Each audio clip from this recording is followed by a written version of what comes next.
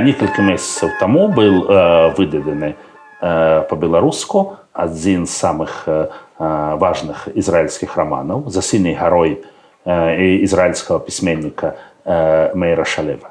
І мы тут паразмаўлялі і вырашылі, што, можа быць, будзе цікава таксама дапаведаць пра культуру, у якой гэты роман з'явіўся, пра краіну, у якой гэта культура жыве.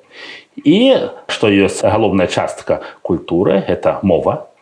Мова ізраільскай культуры – гэта іўрыт, мова, на якой быў напісан Стары Запавет, мова, на которой у 20 стагоддзі было написано вельмі шмат кніг, на якую было перекладана вельмі шмат кніг.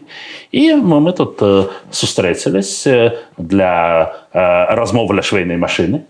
І тут будзем, сидзячы ля швейнай машыны, мы тут будзем размаўляць пра ізраільскую культуру і пра іўрыт. Ну і шырэй будзем размаўляць, чаму так атрымалася, як яно ёсць, чаму ёсць Ізраіль, чаму габрэі размаўляюць на іўрыце в Ізраілі. І ўвогуле культурны кантэкст гэтай далёкай, але насамрэч блізкай для беларусаў, Беларусі краіны. У якой нарадзілася больш ізраільскіх прэзідэнтаў, чым у самом Ізраілі. Гутаркі ля швейнай машыны.